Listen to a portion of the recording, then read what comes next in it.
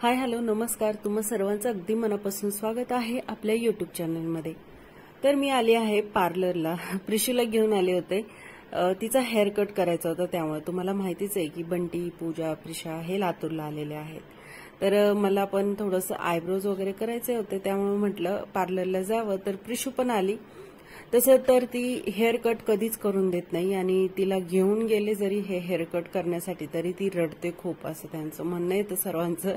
पण आज ती बिलकुल रडली नाही, अगदी शांत बसली होती। म्हणजे त्या पार्लरवाल्या ताई देखील म्हणत होत्या की खूपच शांत बसली आहे आणि कोण म्हणतं रडते म्हणून।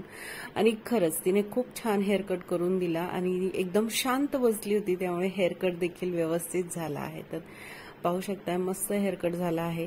आणखी लहान आहे तर खूप जास्त हेअर जर असतील तर लहान मुलं चिडचिड देखील करतात आणि गरमीमुळे म्हटलं चला शॉर्टच हेअर करावेत म्हणून इथे मशरूम कट करून घेतला मी तिचा। त्यानंतर घरी आले, जेवण वगैरे झालं। आता बंटी आल्यापासून तर आम्ही छतवरच झोपतोय, कारण त्याला गरमी सहनच होत नाही। म्हटलं चला सर्वजण घरी असल्यावर किंवा उन्हाळ्यामध्ये सर्वजण एकत्र आल्यावर छतवर झोपण्याची मजा देखील वेगळीच असते।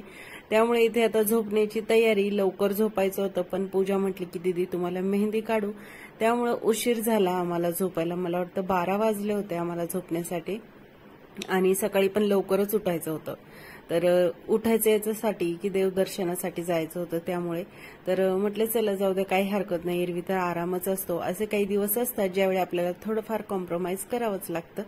त्यामुळे मग पूजा इथे खूप छान मेहंदी काढली, तिने मेहंदी मस्त। हाय हॅलो नमस्कार, तुम्हा सर्वांचं अगदी मनापासून स्वागत आहे आपल्या युट्यूब चॅनलमध्ये। आणि सर्वात आधी सर्वांना गुड मॉर्निंग। सकाळची वेळ आहे आणि सकाळचे आता वाजलेले आहे 6:15। वॉच दाखवते तुम्हाला आणि आम्ही आवरलेला आहे। आता निघतोय आम्ही येडाई आणि तुळजापूर दर्शनासाठी निघालोय, सोबतच अक्कलकोटलाही जाणार आहोत। तर येडाईला मी नवस केला होता आणि तो नवस काय आहे तो मी तिथे गेल्यावरच सांगेन तुम्हाला। तर तो नवस फेडण्यासाठीच आम्ही आज जाणार आहोत। तर इथे तुम्हाला थोडासा आवाज येत असेल तर इथे बघा, हा आमचा उंदीर मामा जो आहे ना तो खायला शोधतोय काहीतरी। काय पाहिजे मम्मा? ती फ्रुटी घेतीये सकाळी सकाळीच आणि तिला आम्ही देत नाही, पण काय करावं वाटतं, ती ऐकणारी तर नाही। थांब देते, फ्रुटी देते, थांब। ते नको, आता आपल्याला जायचंय ना। फ्रुटी गाडीत बसून पितीस का? बरं चल। तर चला आता पोहोचलोय आम्ही तुळजापूरला। तर मागेच काही दिवसांपूर्वी मी तुळजापूरला आले होते चैत्र पौर्णिमेच्या वेळी, त्यावेळी देखील मी तुमच्याशी व्हिडिओ शेअर केला आहे। आणि आता लगेच येणं झालं कारण नवस बोलले होते मी देवीला, तर तो नवस पूर्ण करायचा होता। आणि बंटी आला आहे तर घरची गाडी असल्यामुळे जरा सोपं पडतं, देवदर्शन असो काही फिरणं असो, त्यामुळे म्हटलं चला तो आला आहे तर दर्शन करून घेऊ। मग इथं मस्त असा चहा पिलो, जीव खुश झाला थोडासा, कारण सकाळपासून चहा घेतला नाही घरून, आम्ही चहा वगैरे काही केला नाही आणि चहा मस्त होता। जरी तुळजापूरला गेला तुम्ही तर तिथे कॉर्नरलाच त्यांचा टी स्टॉल आहे, मस्त आहे चहा, खूप छान भेटतं तिथे। तर इथे बंटी म्हटला गजरा घे दीदी तुला आणि पूजाला, मग इथे गजरा घेतला पूजासाठी, माझ्यासाठी आणि देवीसाठी देखील एक मी वेणी घेतली आणि आता दर्शनासाठी निघालोय। तर आज आम्ही अभिषेक करणार होतो देवीचा। खूप वर्ष झालं अभिषेक करून, मला वाटतं भरपूर वर्ष झाले, आता 5-6 वर्ष झाले असतील आम्ही अभिषेकच केला नाही इथे आल्यानंतर, कारण धर्मदर्शनच दरवेळी होतं। अभिषेकचा टाइम ठेवलेला आहे सकाळी आणि संध्याकाळी, तर त्या वेळेत काही येणं होत नाही। मग घरची गाडी होती त्यामुळे लवकरच आलो आम्ही। गर्दी थोडी कमी दिसतीये आज, कारण मागे चैत्र पौर्णिमेच्या वेळी मी आलते ना तेव्हा खूप गर्दी होती अक्षरशः इथे, म्हणजे एकदम उभा राहायला देखील जागा नव्हती, एवढी गर्दी होती त्यावेळी। पण आज थोडंसं निवांत झालं, दर्शन देखील छान झाले आमच्या इथे। आणि त्यानंतर आता मंदिराकडे निघालो आहोत। तर हे गोमुख आहे, तुळजापूरला कल्लोळ आहे, कल्लोळ तुम्हाला माहितीच असेल। तर तिथे जर आपल्याला अंघोळ करायची, इकडून नाही जायचं, अभिषेकच्या लाईनला जायचं, कारण सगळ्यांना शक्य नसतं कल्लोळामध्ये अंघोळ वगैरे करायचं कुठे, आणि आपल्याला प्रवास करायचा असतो मंदिर।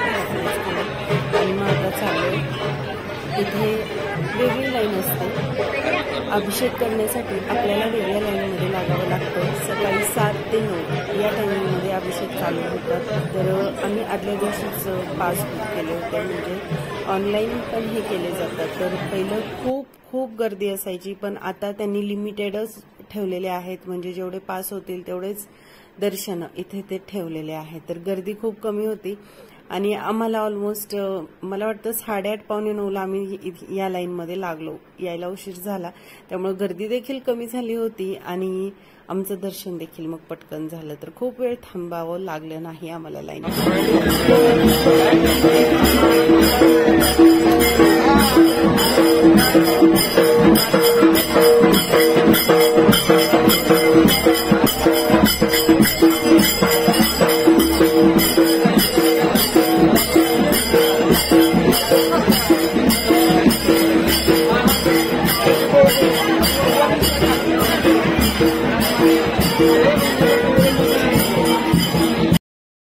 खूप छान वाटतं हे भक्तिमय वातावरण, आणि म्हणजे एक अंगावरती शहारे येतात अगदी, म्हणजे वातावरणातलं ती भक्ती पाहून आहे ना एकदम वेगळंच वाटतं।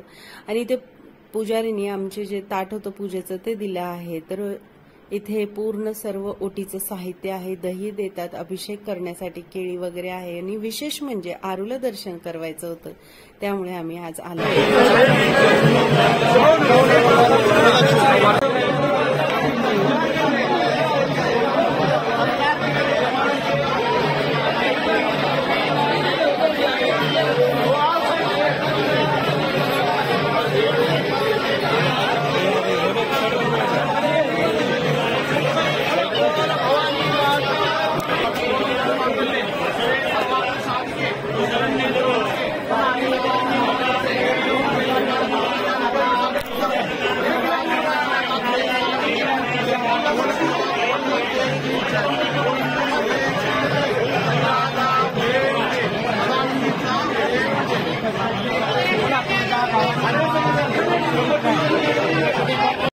दर्शन झाले, खूप छान वाटलं। अभिषेक म्हटलं तर अगदी आपण देवीच्या समोर जातो, देवीच्या चरणांचा स्पर्श आपण करू शकतो, आणि हा अभिषेक या पद्धतीचं दर्शन करून खूप वर्ष झाले होते, म्हणून आज आम्ही फक्त अभिषेक करण्यासाठीच इकडे गेलो होतो आणि सर्वांनी खूप छान दर्शन घेतले।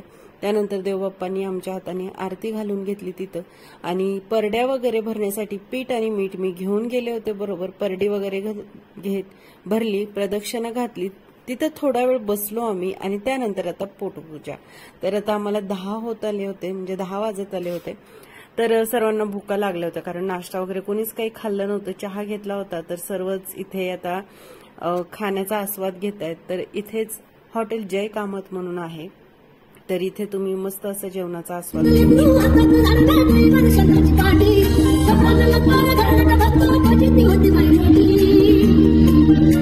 माझ्या विमान माय बाबान विमान माय सोन्यानं भरली ओटी, माझ्या विमान माय सोन्यानं भरली ओटी। तुळजापूर नंतर आम्ही आलेलो आहोत अक्कलकोटला। तर या दिवशी आज गुरुवार होता, त्यामुळे इथे गर्दी खूप होती, आणि मला वाटतं पहिल्याच वेळेस अक्कलकोटमध्ये आम्हाला एवढी गर्दी लागली असेल।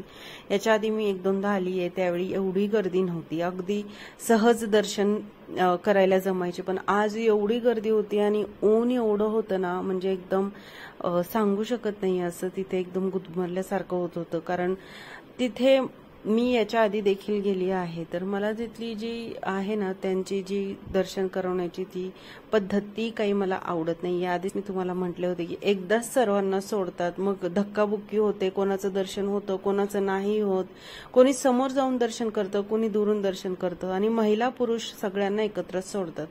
तर याआधी पण मी तुम्हाला म्हटले होते, आणि जर त्यांनी 2 अशा सिंगल लाईन ज्या बाहेरूनच ठेवलेल्या असतात की पुरुष आणि महिलांच्या वेगवेगळ्या लाईन, ते मध्येपर्यंत गाभाऱ्यात जाईपर्यंत जर तशाच लाईन ठेवल्या तर दर्शन देखील व्यवस्थित होऊ शकतं। पण हे एकदाच सोडतात सर्वांना, मग भरपूर लोक होतात तिथं, 50-60 लोक असे होतात एकत्र, आणि मग ते दर्शनही होत नाही आणि धक्काबुक्की होते, म्हणून स्त्रियांना थोडंसं बाजूनेच दर्शन घ्यावं लागतं। सो गेल्या वेळी पण असंच झालं होतं आमच्या बरोबर। तर चला दर्शन घेतलं, थोडा वेळ बसले तिथे, स्वामींना जे काही माझं गारणं आहे ते तिथं मांडलं मी, आणि त्यानंतर आम्ही निघालो आहोत आता। कारण तुळजापूर झालं, इथे आम्ही अक्कलकोट केलं, आणि आता आम्हाला जायचं होतं येडाईला। येरमाळ्याला जायचं होतं येडाईचं दर्शन घेण्यासाठी। तर इथे देखील दर्शन खूप पटकन झाले, खूप म्हणजे उशीर नाही झाला आम्हाला, पण इथे फक्त लाईनला थांबावं लागलं।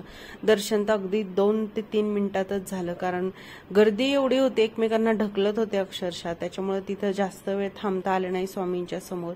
पण बाहेर गाभाऱ्यात आल्यानंतर आम्ही तिथे बसलो आणि त्यानंतर मग थोडंसं नामस्मरण वगैरे केलं आणि मग तिथून निघालो आहोत। आता ऊन खूप आहे, या दिवसांमध्ये ऊन खूप असतं आणि त्यामुळेच माणूस थोडंसं गहाळ होऊन जातं, बाकी काही वाटत नाही, दर्शन वगैरे छान होतं, सर्व होतं, पण ऊन आणि म्हणजे पाणी वगैरे पिणं, थंड पाणी जागोजागी नसतं, तर ते थोडंसं होतं, त्रासदायकच होतं, पण जाऊ द्या। आरूला वेळ नव्हता, आरूला आम्ही याच्या आधी देखील घेऊन जायचं होतं, पण त्याच्या अभ्यासामुळे आम्हाला जाणं शक्य झालं नाही, म्हणून त्याला आम्ही घेऊन जाणार होतो, म्हणूनच आज इकडे आलेलो आहोत। आणि प्रिशा तर सर्व ठिकाणी एन्जॉय करते, काहीही असू देत तिचं एन्जॉयमेंट चालू असतं, मग सिच्युएशन कशीही असू दे तिला फरक पडत नाही, म्हणजे जिथं जाते ना तिथलीच होते ती, सर्वांमध्ये मिक्स होते आणि तीच तिची स्पेशालिटी आहे, ती सर्वत्र मिक्स होते, सर्वांना आवडते देखील। आणि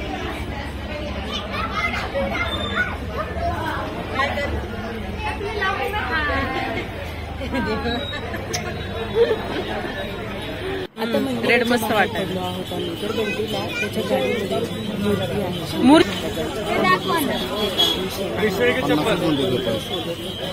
त्याने ते घेतलं देखील, पण फेटानंतर तिला खूपच लहान होऊ लागला, त्याच्यामुळे मग त्यांनी तो फेटा रिटर्न केला, जो आहे तोच ठेवला आणि एक हार घेतला सुंदरसा। तर देवस्थानाच्या ठिकाणाहून ना कधी गेलात तर ना उगीच काहीही घेत नाही सुटायचं, जे आपल्याला गरजेचं आहे, आवश्यक आहे आणि ज्या मूर्ती आपल्या घरात असायलाच हव्यात त्याच घ्यायच्या, उगीच काहीही घेत नाही सुटायचं, कारण आपल्याला माहिती नाही त्या मूर्तीची पूजा कशी करायची आहे, काय कसं करायचंय, तरी पण आपण ते घेतो आणि मग दर्शन कधी करायचे, आल्यावर करायचे का?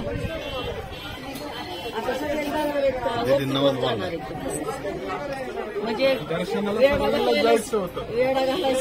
नाही नाही सगळे नाही, मी जाणार येते ना, मालक बोलते। हा अगोदर येडा घालो, अगोदर दर्शन करून येडा घालून या परत वगैरे दर्शन।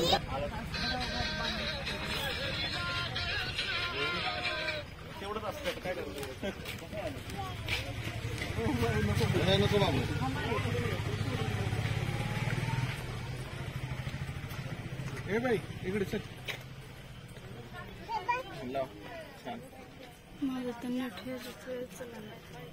हॉटस्पॉट म्हणतो त्याला, फ्रीज आहे नेट, त्याला गोंडा बॉक्स स्कॉर्पिओला।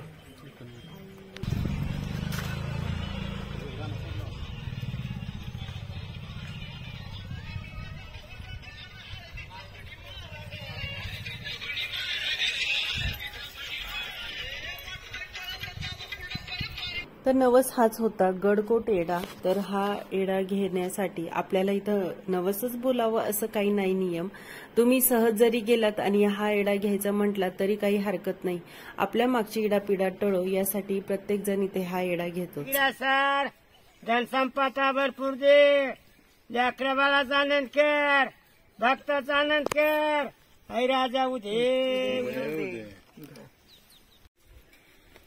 येडे सरीचा उदे उदे लाजतच येडा उदे उदे लावले लावले तिला बा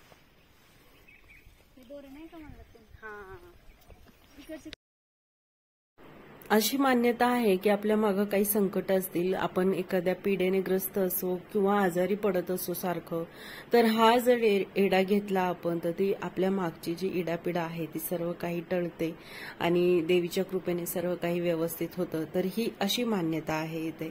तर मी देखील मागच्या वेळी आले होते इकडे, तेव्हाच बोलले होते की सर्व काही व्यवस्थित होऊ दे, त्यानंतर मी हा येडा घेईल म्हणून। तर व्यवस्थित झालं आहे, ऑलमोस्ट झालंच आहे। तर काही दिवसांनीच मी तुम्हाला सांगेन की नवस कशासाठी बोलले होते हे, मी तुम्हाला येणाऱ्या काही दिवसांमध्ये सांगणार आहे। तर नवस माझा पूर्ण झाला, त्यानंतर मग मी हा येडा घेतला। आधी मला माहिती नव्हतं कसा घेतात, काय करतात, किती वेळ लागतो, सर्व म्हणायचे की खूप वेळ लागतो, खूप वेळ लागतो, खूप वेळ लागत नाही। आमचा तर हा येडा अर्ध्या तासात झाला, धागा असतो 1.25 किलोचा म्हणतात, असतो हा धागा. तर पूर्ण येडा होऊन देखील हा माझा भरपूर धागा उरला होता. असंही म्हणतात की काहींचा पुरतो, काहींचा पुरतही नाही. तर तो श्रद्धेचा भाग आहे, असू शकतं धागा कमी जास्त असेल त्याच्यामध्ये, पण भरपूर धागा झाला. पूर्ण धाग्याचा वेडा इथपर्यंत आला. तर हे मंदिराची पायरी जी आहे ना, आपण जिथून वरती जातो त्या पायरीच्या टोकालाच हे धाग्याचं आहे. तर दुसऱ्या पायरीच्या टोकापासून जे धागा घेण्याचं सुरू होतं, तर इकडून येताना डावीकडून सुरू होतं आणि उजवीकडे संपतं असं होतं. तर हे मी याच्या आधी कधीच पाहिलं नाही.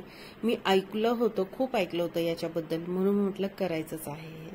तर आता इथे प्रिशूबाई बघा, पूर्ण येडा घेताना ही चलत होती माझ्याबरोबर, आमच्या सगळ्यांबरोबर. ठरलं असं होतं की हे आणि मीच येडा घेताना चालणार, पण बंटी म्हटलं की आम्ही पण सगळे येतो, आणि त्यामुळे मग तो पण आला आणि प्रिशू देखील तेवढं चालली. मध्ये मध्ये तिला उचलून घेतलं, कारण खाली फरशी तापलेली होती ना जरा, त्यामुळे. पण ती पूर्ण एनर्जेटिक होती, तिला हे वातावरण खूप आवडतं आणि तिने खूप एन्जॉय केलं. दर्शन वगैरे झाले. बाहेर पाऊस चालू झाला होता. जेव्हाच माझं दर्शन कंप्लीट झालं तेव्हाच पाऊस चालू झाला आणि आता आम्ही निघालो आहोत घराकडे. तर गर्दी काहीच नव्हती. मंदिरात गर्दी होती वरती आणि दर्शन लाईन थोडीशी गर्दी होती तिथे, पण बाकी दर्शन खूप छान झाले. आणि प्रिशू आणखीन तेवढ्याच एनर्जीमध्ये एन्जॉय करत करत आपलं तिचं चालले आहे. तर सर्व ठिकाणचे दर्शन आमचे खूप छान झाले. हे करायचंच होतं मला, पण बंटी आला म्हणून म्हटलं चला तो आहे तोपर्यंतच करून घ्यावं. आणि आता निघताना तर बिलकुल इथे गर्दी नव्हती. शेवटी थोडासा पाऊस लागला, बाकी सर्व काही व्यवस्थित झालं.